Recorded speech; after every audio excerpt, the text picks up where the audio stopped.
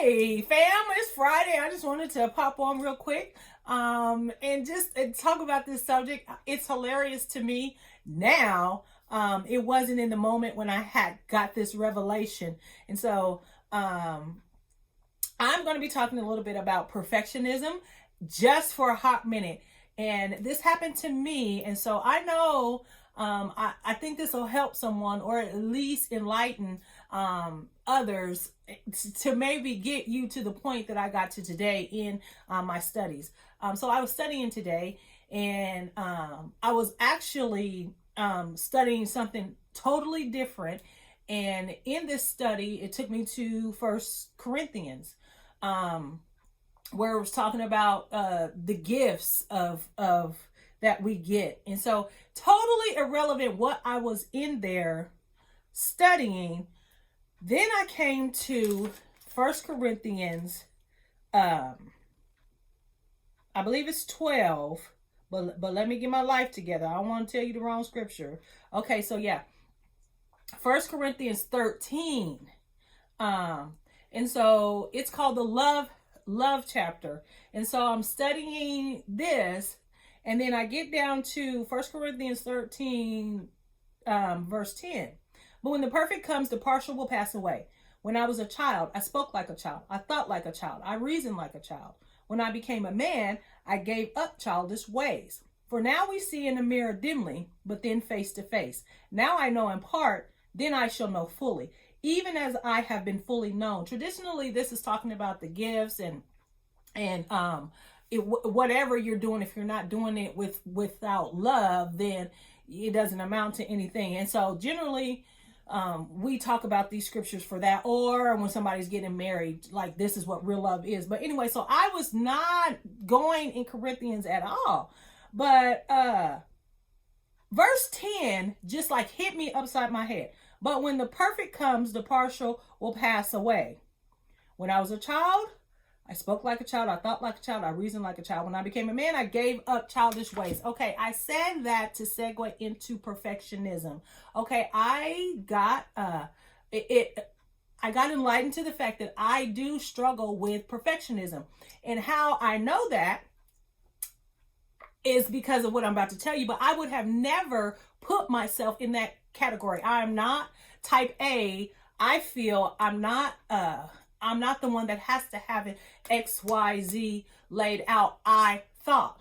Now, what I do know about me is I get irritated quickly, like very quickly. And so in my mind, that irritation is simply because the older you get, the more I'm not for no games. I don't do the foolishness or the shenanigans.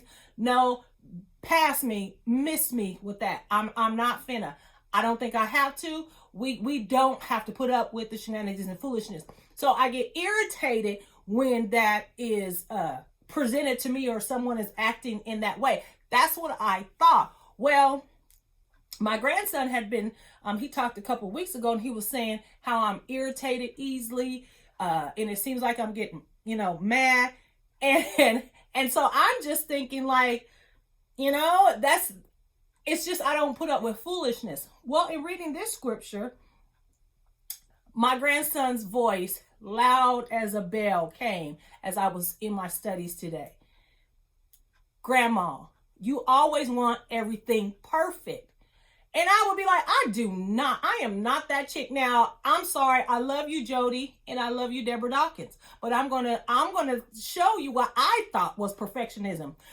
So if you have ever worked with Christy Jody Blunt Woods, you know that she has a vision. And when she gets that vision, she has it laid out step by step how to bring that vision to fruition. If you are working with her and you deviate from the instructions, it's going to go live. She's very gracious. She's always been gracious to me. She has denoted me to just a worker. And that is the ones that can do the manual stuff, because I am one that don't catch the vision. And if she tells me to do something, I say, well, okay, I'll do it, but I'll do it my way. So I don't do XYZ. I do ZXY, and then I mess it up. And then she said, that's why you are just a worker. Okay, so to me, that's perfectionism because it has to be laid out that this. Deborah Dawkins, I used to work with her in the office, and she had systems that she used, which was cool and worked for her. Well, she would bring me in and say, okay, Champagne, do this is what I want done. And so I would do this, but I would do it my way. And in her mind, it is like, no, this is the right way. This is the way that makes the most sense. And I used to always say it's the right way that makes sense to you, but for me, it doesn't. And as long as I get to the end game, complete the goal, we're fine. And so it's just, I would never have put myself in the category of perfectionism. I would have put those two in the category.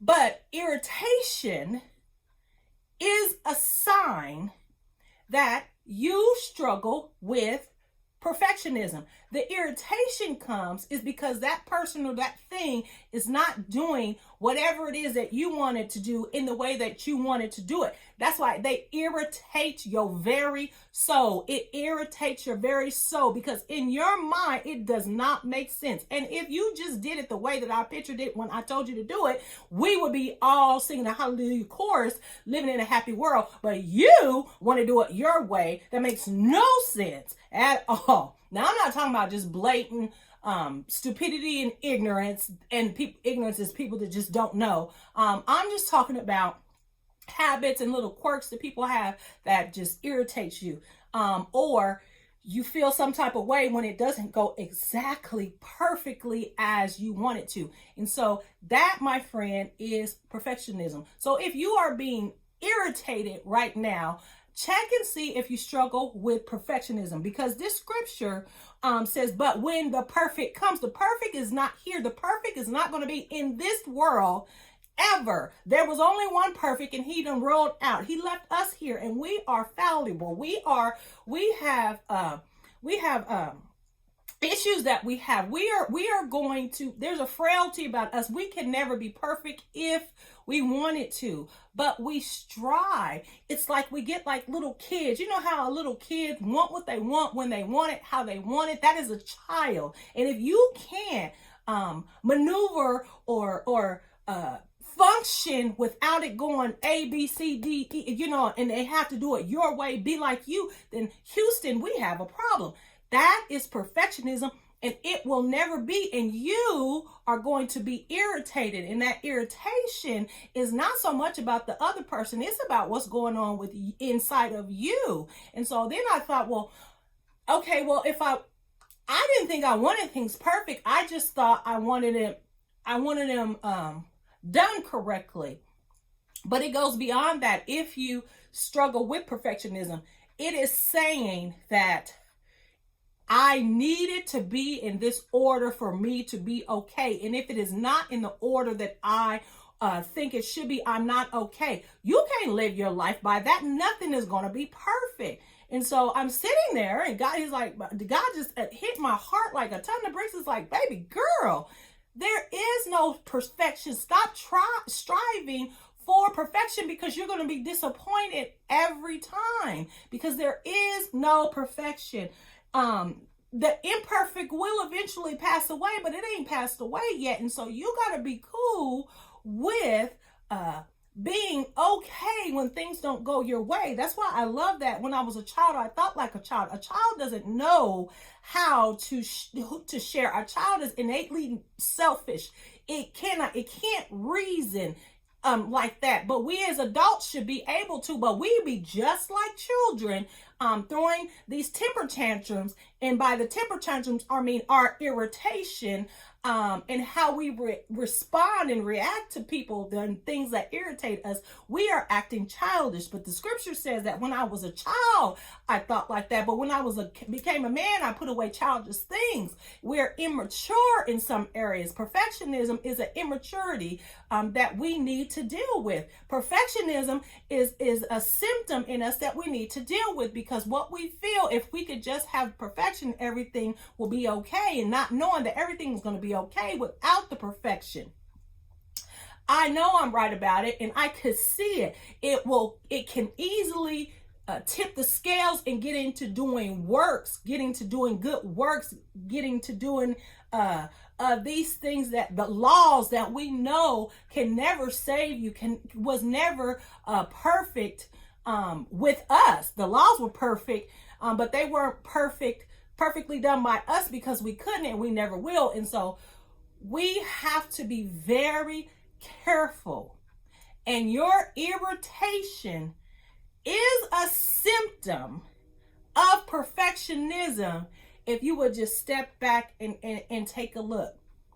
Now, excellence, we need more of that. Not talking about that. Let's not get it twisted. I'm not talking about doing a great job. I'm not talking about being the best. That's what we should be. But I'm talking about that irritation, like you feel some type of way, like you can't, it affects your mood, it affects you. Then there is a problem there, and let's just investigate what it is. Because what I know for sure is that if you are expecting perfection, you are going to be let down and disappointed every time. And there is none of us in this world that has the right to put the standard of perfection on another when we dang sure can't do perfection ourselves. So who are we to try to demand that of another's when we can't even live up to that? And so if you struggle with perfection, free yourself. The beauty of this thing will be the freedom of allowing people, loving people just where they're at, just how they are, not trying to change them, not trying to get them to do it your way, because your way is the best way, but we love and accept them right where we are. That takes so much pressure off our relationships, guys. That takes so much of the irritation and the conflict and the beefs we have, because it all stems from we're not getting something we want. All that stuff is a reflection of how we feel, what we have going on in the inside. And so I just offer this little talk today just to see, check yourself, check your emotions, see where you're really at, and see if you struggle with perfection. It looks different than what I thought it was.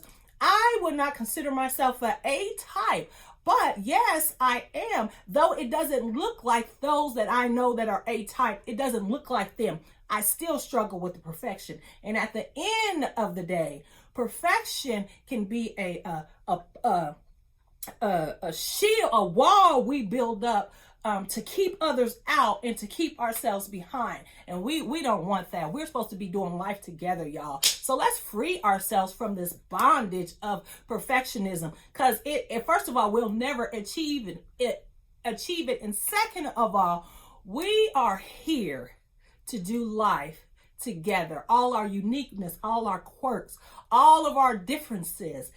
We're not supposed to be the same. We're not supposed to do things the same way. And just because you do it that way and I do it this way doesn't mean we're wrong. It means we're different. And if we're getting the end game accomplished, what does it matter anyway?